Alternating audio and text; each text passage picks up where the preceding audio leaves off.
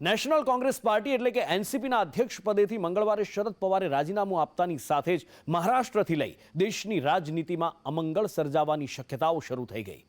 કેમ કે શરદ પવારે પાર્ટીના નેતૃત્વ પરિવર્તન માટે જે પ્લાનિંગ કર્યું છે, જે ટાઈમિંગ નક્કી કર્યો છે અને રાજનીતિની ચોપાટ પર જે પાસા ફેંક્યા છે એને સમજવા અઘરા છે. કેમ કે આ તો ચાચા ભતીજાનો ગેમ પ્લાનથી લઈ અને શરદ પવારના રાજકીય પાવર પ્લે પંચ સુધીની ગેમ છે. तुम्हाला अस्वस्थता कदाचित वाटेल, पण मी राष्ट्रवादी काँग्रेस पक्षाच्या अध्यक्षपदावर निवडणूक करायचा निर्णय आज घेतलेला आहे.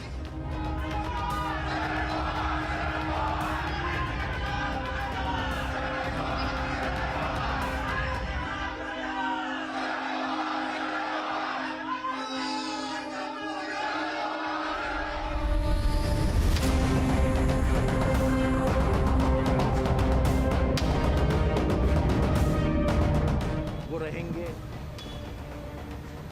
वो ये नाव संभाले रहेंगे, वो एमबीए को सत्ता पे बिठाएंगे, ये सब सही है, लेकिन वो हमें उसी पद पे कायम चाहिए.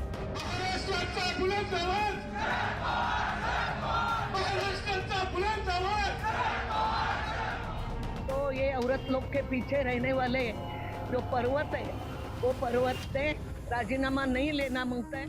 हमारा एक ही मान है कि पवार साहब ने अपना राजीनामा वापस लेना चाहिए. हम सब लोग प्रमुख लोग उनके पास जाएंगे और उनको समझाने की कोशिश करेंगे.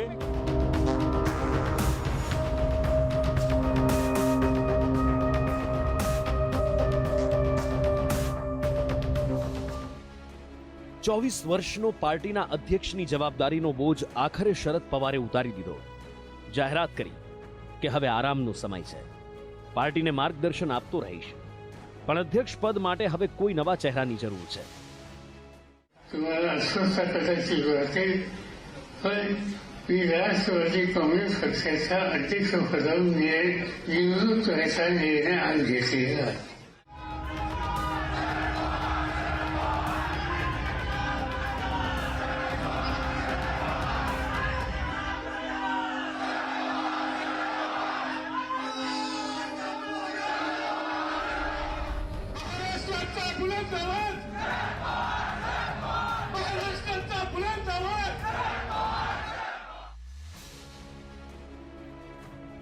શરદ પવારનું આ રાજીનામું એનસીપીના સમર્થકોના દિલમાં સોયની જેમ ખૂંચી ગયું.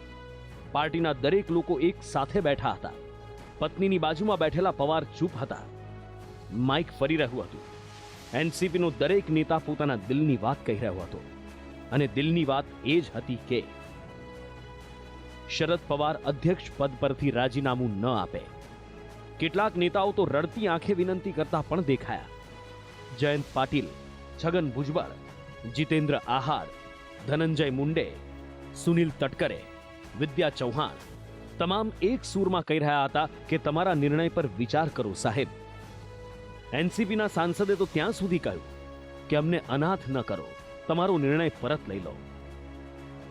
સંસદથી લઈને ધારાસભ્ય, કોર્પોરેટરથી લઈને કાર્યકરો સૌ કોઈના મોઢામાંથી એક જ સૂર નીકળી રહ્યો હતો કે બધું જ થઈ શકે છે, પણ માનવી ક્યારેય પોતાના મા બાપ નથી બદલી શકતો અને તમે અમારા માટે એનાથી ઓછા નથી, માટે તમારો નિર્ણય પરત લઈ લો.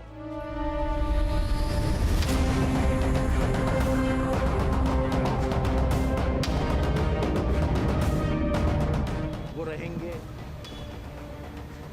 वो ये नाव संभाले रहेंगे, वो एमबीए को सत्ता पे बिठाएंगे, ये सब सही है, लेकिन वो हमें उसी पद पे कायम चाहिए.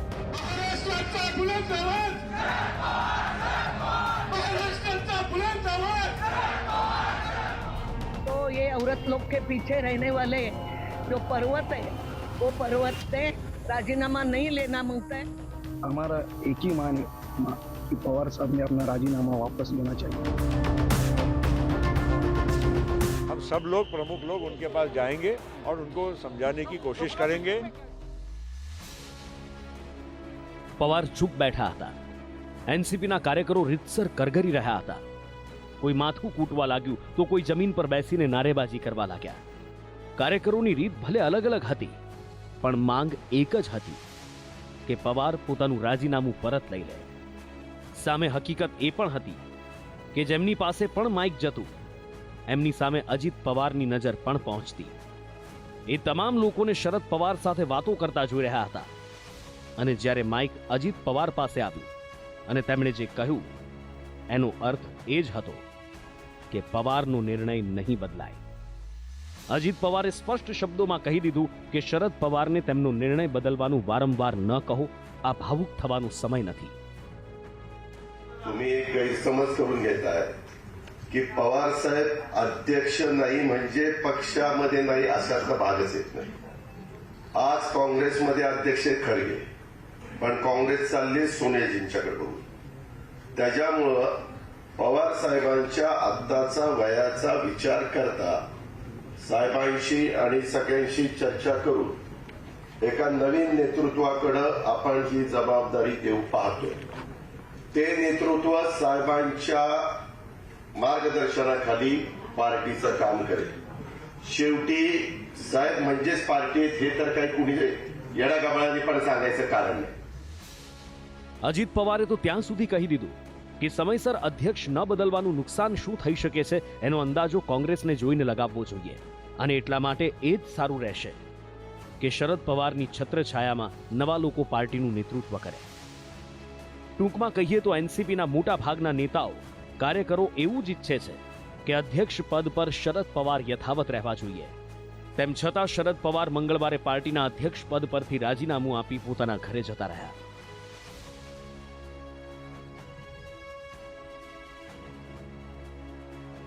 મહારાષ્ટ્રની રાજનીતિના ચાણક્ય ગણાતા શરદ પવારના રાજીનામાનો પ્લાન પહેલેથી જ ફિક્સ હતો, કેમ કે આ વાતના સંકેત 15 દિવસ પહેલા તેમની દીકરી અને સાંસદ સુપ્રિયા સુલેએ આપી દીધા હતા અને 27 એપ્રિલે ખુદ શરદ પવારે પણ સંકેત આપ્યા હતા. 17 એપ્રિલે સુપ્રિયા સુલેએ કહ્યું હતું કે 15 દિવસમાં 2 મોટા રાજકીય ઘટસ્ફોટ થશે, એક મહારાષ્ટ્રની રાજનીતિમાં અને બીજો દિલ્હીમાં. જેના 10 દિવસ બાદ 27 એપ્રિલે શરદ પવારે કહ્યું હતું કે રોટલી પલટાવવાનો સમય આવી ગયો છે. છેલ્લા 5 દાયકાથી મહારાષ્ટ્રની રાજનીતિમાં પાવર સેન્ટર રહેલા શરદ પવારના આ નિર્ણયે ન માત્ર એનસીપી પણ મહારાષ્ટ્રની રાજનીતિમાં ભૂકંપ લાવી દીધો છે. पार्टी में बिल्कुल बात नहीं हुई थी.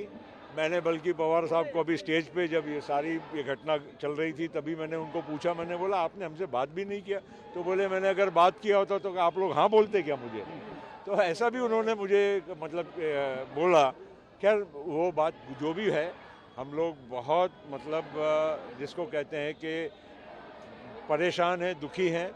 हमारे जब उन्होंने बोला तो कुछ मिनटों तक तो हमको समझ में नहीं आया कि अब इसका रिएक्शन क्या देना, क्या बोलना, क्या सोचना. लेकिन एक बात निश्चित है, हम सब लोग प्रमुख लोग उनके पास जाएंगे और उनको समझाने की कोशिश करेंगे. अब देखते हैं, अब हम जा रहे हैं, उसके बाद हम आशावादी हैं कि कुछ न कुछ अच्छा नतीजा. એનસીપીને ભલે આશા હોય કે શરદ પવાર પોતાનું રાજીનામું પરત લઈ લેશે, પણ હકીકત એ પણ છે કે પવારે પાર્ટીમાંથી છેડો ફાડવાનું મન ચોક્કસ બનાવી લીધું હતું. ત્યારે શરદ પવારના રાજીનામા પાછળના ગણિતની હવે વાત કરીએ તો રાજીનામું આપવા પાછળનું પહેલું કારણ વધતી ઉંમરની સાથે બીમારી પણ હોઈ શકે છે. સાથે જ પોતાની નજરોની સામે જ પાર્ટીનું નેતૃત્વ ટ્રાન્સફર કરવા માંગતા હોઈ શકે છે. દાવો તો એ પણ કરાઈ રહ્યો છે કે અજીત પવાર પર દબાણની રાજનીતિ માટે રાજીનામું આપ્યું હોઈ શકે. ભાજપ સાથે અજીત પવારના વધતા પ્રેમના કારણે પાર્ટીને થનારા નુકસાનને ખાળવા માટે પવારે રાજીનામું આપ્યું હોઈ શકે અને પાર્ટીને એકજૂટ રાખવા માટે બાલાસાહેબ ઠાકરેની જેમ ઇમોશનલ કાર્ડ પણ અજમાવ્યું હોઈ શકે. 1990ના દાયકામાં બાલાસાહેબ ઠાકરેએ પણ શિવસેનાનું વજૂદ બચાવવા માટે કંઈક આવો જ માર્ગ અપનાવ્યો હતો. શિવસેનામાં વધતી તિરાડને પૂરવા માટે બાલાસાહેબ ઠાકરેએ અધ્યક્ષ પદેથી રાજીનામું આપી દીધું હતું.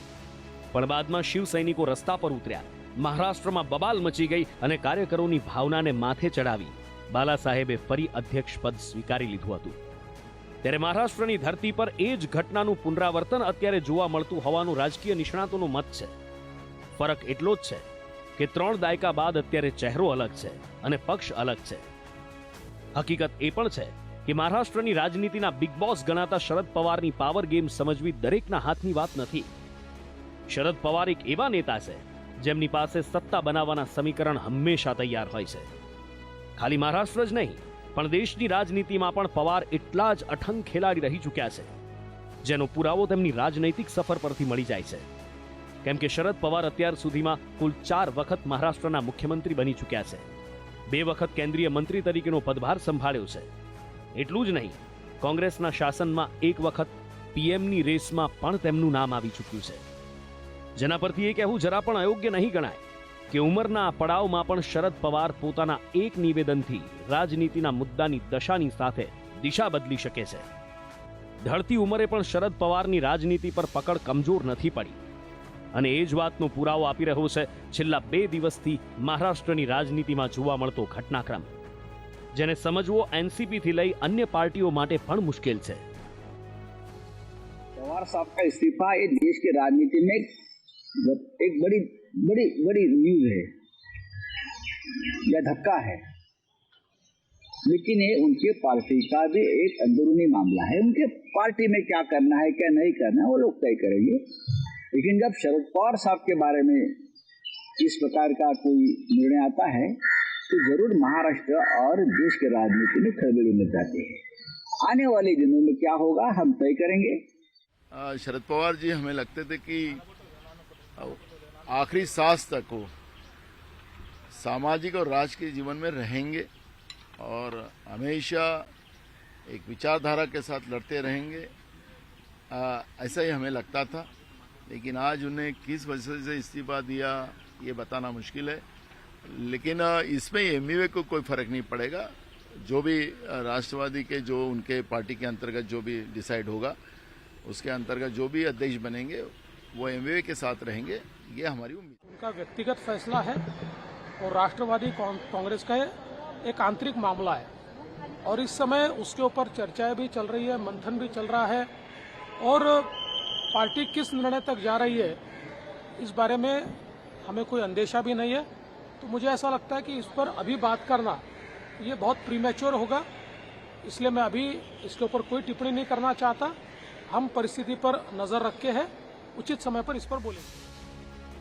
જેના પરથી એક વાત તો નક્કી છે કે રાજનીતિના બિગ બોસ શરદ પવારનો આ પાવર પ્લે મહારાષ્ટ્રની રાજનીતિમાં મોટો ભૂકંપ લાવશે અને આ વાતનો પુરાવો ખુદ એનસીપીના નેતાઓના નિવેદનો આપી રહ્યા છે. मैं भुजबल साहब और रोहित पवार उसको बताया कि आप तीनों वहां जाओ, सुप्रिया के साथ बात करो और मेरा जो मैसेज है वो सब कार्यकर्ताओं को दो कि आप यहाँ से जो बैठे वहाँ से अपने अपने घर चले जाओ. आपकी जो मांग है कि मैंने इस्तीफा वापस लेना चाहिए उसके लिए मुझे 2 से 3 दिन सोचने के लिए वक्त कार्यकर्ताओं को देना पड़ेगा. 1-2 दिन में जो है साहब अगर नहीं मानते हैं तो फिर कमेटी की मीटिंग जो है बुलाई जाए और उसमें जो है सब तय किया जाएगा. અત્યારે તો એનસીપીના દરેક નેતા, એનસીપીનો દરેક કાર્યકર શરદ પવારને મનાવી રહ્યો છે, રાજીનામું પરત લેવા વિનંતી કરી રહ્યો છે. પણ શરદ પવારના મનમાં કયા અને કેવા સોગઠા ગોઠવાઈ રહ્યા છે એનો ખ્યાલ 2 દિવસ પછી જ આવશે. અને આ 2 દિવસ મહારાષ્ટ્રની રાજનીતિમાં ભૂકંપ પહેલાની શાંતિ સમાન છે. બ્યુરો રિપોર્ટ, સંદેશ ન્યૂઝ.